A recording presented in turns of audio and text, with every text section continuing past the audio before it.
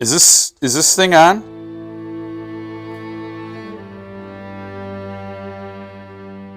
Hey friends, welcome back to the channel. Today I get to do one of my awkward book reviews where I get to talk about a book to you guys because I can't talk about a book to anyone else. Today, that book is I'm Starting to Worry About This Black Box of Doom by Jason Pargin. First of all, what is this book about? It is about a strange woman who hires an even stranger guy to transport a crate from LA to Washington, D.C. in time for the 4th of July. Now, if you didn't know, Washington, D.C. is the nation's capital, and there are a lot of important people in the nation's capital. Capital? Yes, capital. It's staying in. And this person who was hired to transport the crate was just an Uber driver who wasn't expecting a cross-country road trip. But the person who hired him is like throwing cash at him. Come on, I just need you to do this. You need to get this crate there. I need it there by the 4th of July. And don't ask what's in the crate. Don't bring any trackable things. And here are literally hundreds of thousands of dollars for you to do this job. Now, if you don't know, usually when somebody pays you that much cash, they're trying to coerce you into doing something that may be against your own best interest or may be downright illegal. But anyway, so that's what had happened. To make it even stranger, the person who this box, the house where this box was taken from, was the site of a crazy paranoid recluse who suspected all these 5G signals from scrambling his brain and doing all this crazy stuff. The truck that the crate came in was tested positive for radioactive materials. And the person who was going to take this crate to his house in Washington, D.C. was a mysterious, shady billionaire whose motives were not clear as to why he wanted this crate so bad, where he'd pay a stupid amount of money to have it transported. So as this pair travels cross-country, more and more people are pulled into this intrigue, speculating on what could be in the crate. What's going to happen once it gets to the destination? Is it a bomb? It's probably a bomb. But what if it's not a bomb? It's probably a bomb. But nobody knows. It's still probably a bomb. So all these people and the manhunt and all this chaos ensues until, well, you're going to have to read it to know how the story concludes. But I loved every minute of this book. And that may have something to do with the fact that I'm a Jason Pargin fan. I love his John Dies at the End series. And I haven't read the Zoe Ash novels, but I've been a fan of Jason Pargin since before he was even a novelist, when he was writing for Cracked.com. I loved that website. I would go there all the time. And actually, when I first heard of John Dies at the End and connected the author to Crack.com, that's what made me want to buy John Dies at the End. And then John Dies at the End is just an amazing, crazy, paranormal, nutbag, horror and humor buddy comedy. But there are really three buddies, John, David, and Amy. So how does this compare to Jason Pargin's other novels? Because this is a standalone book outside of his other two series. And I think there are many similarities. And I know there are a lot of reviews on Goodreads already. They're like, I love his other stuff. This one I didn't like so much. Why can't we get more of John Dies at the End? You're going to get more John Dies at the End. There are 4 books in that series. There's going to be another one. So there will be 5 books. You'll always have those on your shelf. You can revisit them anytime. This is a different book. This is a sibling in the Jason Pargin family. I don't know. Maybe he's John Pargin in a parallel universe. But that's neither here nor there.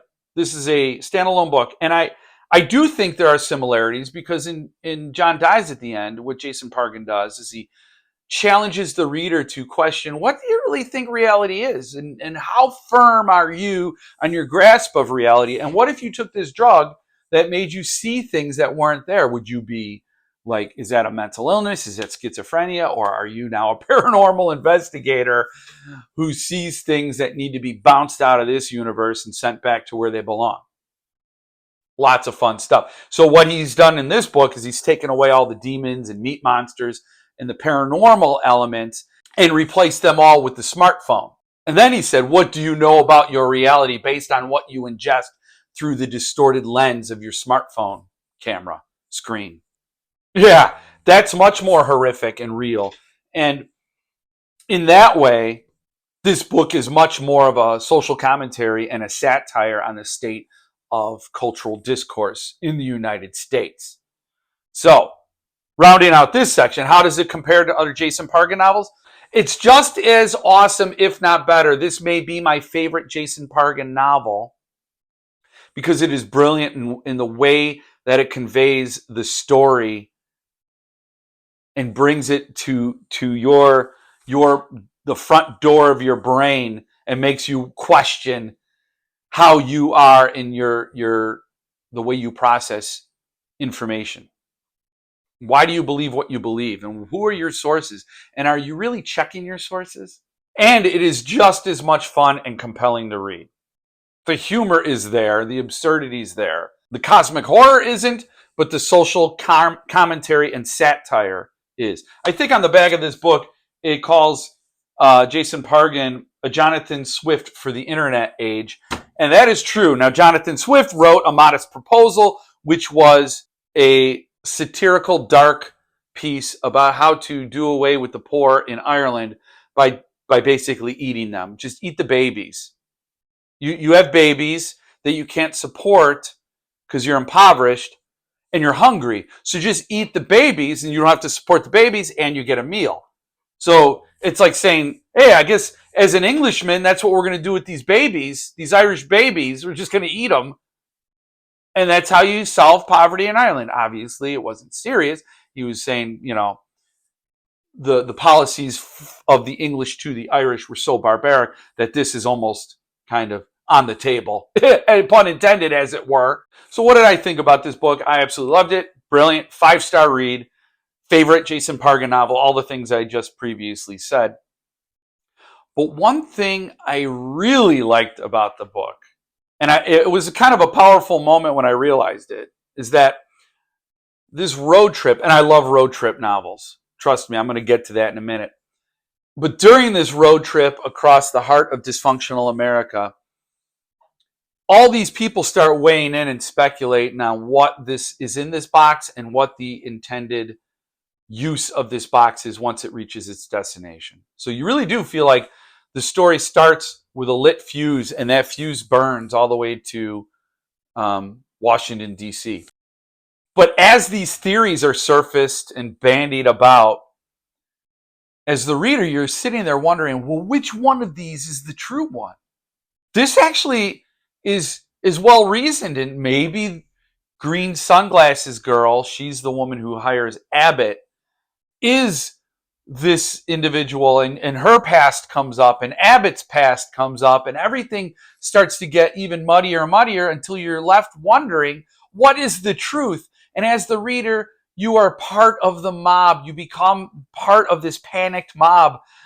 And nobody wants to be the fool who says, oh, you have the evidence right in front of you. Why didn't you look truth in its face? And the evidence is all crazy. But it does make you part of this. There's this saying that a little information is a dangerous thing, because you might have an accurate detail on one part of a situation, but because you don't have the other parts, if you act on that thing, it can be a dangerous thing. But Jason Pargin goes a little further and says a narrow perspective, meaning you're not letting in any other information. It's not that you don't have access to the whole picture. It's that you don't want it. So a narrow perspective is downright deadly. And anyway, you're just going to have to read this book to piece it together for yourself and make your own judgment. But this book is right on time for 2024. I mean, absolutely something I think everybody should read as soon as it's available. It's as timely and as relevant as 1984, Animal Farm, Handmaid's Tale, all those books that were trying to warn the people about this possible outcome if we continue down this path.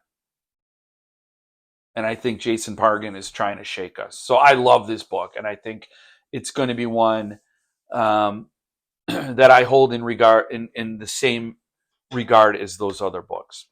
Speaking of which, you may be wondering, are there any other books this book is like? Do you see any similarities? Well, oh my God, I'm so glad you asked, because there are two such books.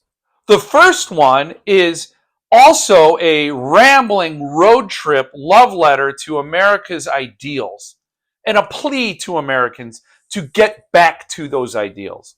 And that book is Ghoul in the Cape. And when I first started reading Black Box of Doom, which is how I shorthand it, Jason, you could use that if you'd like, Black Box of Doom. Um, I immediately started comparing it to this because both books start out the same way. There is an alarmed individual who absolutely needs to get in a car and get across country immediately, no questions asked, just get in and go. And another person who's a partner on that trip who's just like, I need a little more to go on before I leave my life and shake off this apathy and get out of my comfort zone. Identical beginnings. And so I couldn't help but compare the two works. And there are a lot of similarities. Again, this is Josh Malerman's plea to Americans to shake off this divisive, narrow-minded perspective and shun apathy and get back to America on its best day. Where they differ, this is much more lyrical and rambling and free-flowing. And it's a Goliath, it's a behemoth, and there's a lot in here that's very lyrical and, again, rhythmic and flowing, whereas Black Box of Doom is much more focused and a compulsive page turner. Like, you're just going to be tearing through it, and it tells a very specific story with a lot of outside noise coming in, which is, again, that American circus. And another book it's just like is Confederacy of Dunces. Well, I should say A Confederacy of Dunces, because that's the full title. If you're not familiar with this little badass, it is a Pulitzer Prize-winning book, the only book by John Kennedy Toole, who unfortunately died before this book was published and before it could win the Pulitzer. This book is a lampoon, a satire on all of America's beloved institutions. It's basically saying we hold these institutions to be beyond reproach. Our law enforcement, academia, capitalist business, entrepreneurship, all these things are these great ideals. These institutions are wonderful, but they are not superhuman. They don't exist outside of human fallacies and foibles. So all of those institutions are packed and populated with human beings who are just clueless. The most educated among us are still just feeling our way around in the dark. And John Kennedy Toole takes all those things on with brilliant use of stereotypes and dialect and an understanding of human failings. It is a brilliant book. And I will say this is 2024's edition of A Confederacy of Dunces. I don't make that comparison lightly, and I mean every word of it. Absolutely. In fact, what I like to say is that Jason Pargin is reality's Rod Serling, calmly sitting there pointing out how incredibly effed this situation is. And this is his Confederacy of Dunces. Brilliant, wonderful book. I hope that you can get this book and read it and enjoy it at the same way I have. I might be overstating it, but man, I don't care. Like, that is exactly how the book landed with me. Who is this book for? This book is for anybody who wants a thrilling page turner with a point. Somebody who likes that absurd humor that Jason Pargin's known for. Somebody who likes to read a book and enjoy it on different levels. You can just say this is a crazy thing that happened and it's a whole crazy circus and not really put yourself into it. You could just enjoy it for what it is. So I am in the post-read mourning grief mode of like, I'm no longer with these people. Their journey is over. And I enjoyed it, but I don't have it to go back to anymore. I will say in September, when this book comes out, I'm getting a signed first edition copy. I'm gonna have to reread it.